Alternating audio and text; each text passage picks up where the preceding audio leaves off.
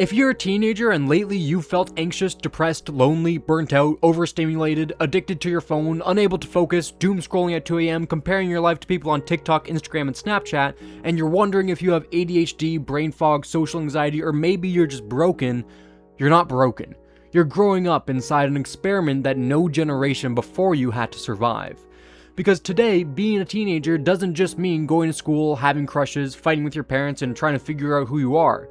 It means doing all of that while carrying a glowing rectangle in your pocket that judges you, distracts you, compares you, entertains you, tracks you, and never shuts up. And the scariest part is this: a lot of teenagers don't even realize how heavy life has become, because everyone else looks like they're handling it. Think about the average school day. You wake up exhausted because you stayed up too late, not doing anything fun, just scrolling. One video turns into 5 turns into 50, and suddenly it's 2 a.m. and you're watching a video called Signs You're Emotionally Numb while feeling emotionally numb. Then your alarm goes off and your body feels like it just got drafted into war. You get to school and everybody looks fine, and that's the weird part. People are laughing in the hallways, posting selfies, making jokes, acting normal. But behind half those faces is someone running on 4 hours of sleep, caffeine, anxiety, and the fear that if they fall behind for 1 week, their entire future is over. That's not normal pressure.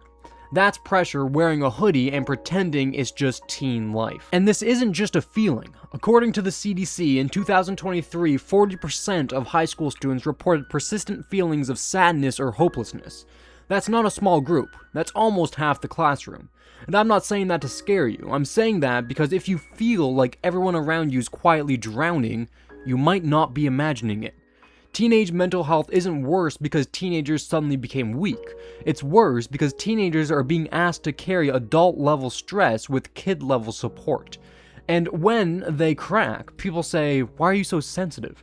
That's like throwing someone in the ocean and then judging them for being wet. Now, the easy villain is social media, and yes, sure, it's a problem, but not in the boring phones are bad way that adults talk about too much.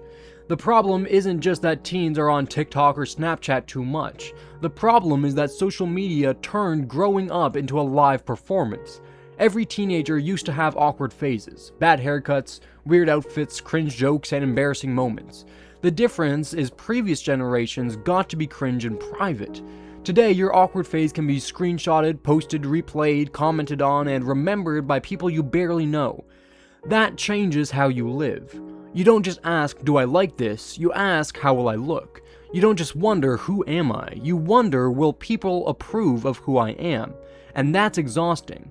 That's not confidence building, that's identity under surveillance. And then there's sleep. Teenagers are not lazy for being tired. A major 2026 study found that teen sleep has been declining for decades. And in the latest data, only about 22% of older teens reported getting at least 7 hours of sleep per night. That means a lot of teens are walking into school with a brain that's basically at 12% battery. And then adults are asking, "Why can't you focus?" And that's because your battery is dead. And here's the vicious cycle. You're tired, so school feels harder. School feels harder, so you get more stressed. You get more stressed, so you scroll to escape. You scroll to escape, so you sleep less. You sleep less, so your anxiety gets worse. And then you wake up and you do it again. That's not a bad habit, that's a trap. But here's where it gets even stranger. Teenagers are more connected than ever, and somehow lonelier than ever. You can have 400 followers, 30 unread messages, 8 group chats, and still feel like no one actually knows you. And that's the difference between being contacted and being cared for. And now a lot of teens are even using AI companions because they feel easier to talk to than real people do. And honestly, I get it. AI doesn't roll its eyes or interrupt. AI doesn't tell your secret, and AI is always available. But there's a dangerous sadness in needing a machine to feel heard. Because what teens are really saying isn't, "I love technology." They're saying, "I don't know where to put my pain."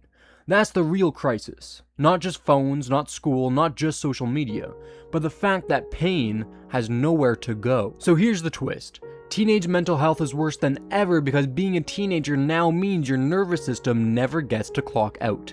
At school, you're judged by grades. Online, you're judged by appearance. At home, you might be judged by expectations. In your own head, you're judged by yourself. And even when nothing is happening, something is happening. A notification, a message, a streak, post, a rumor, a test, a deadline, a friend acting different, a parent asking about your future when you're still trying to survive Tuesday. No wonder so many teens feel numb. Numbness is what happens when your brain says, I can't process all of this, so I'm turning the volume way down. So how do we solve it? Not with some fake advice like, just be positive. No. The first step is naming the real problem. A lot of teenagers don't need motivation, that's not real. They need less invisible weight. They don't need another productivity hack, they need sleep, safety, connection, a place to go where they don't have to perform. So start here. Ask yourself, what am I actually feeling?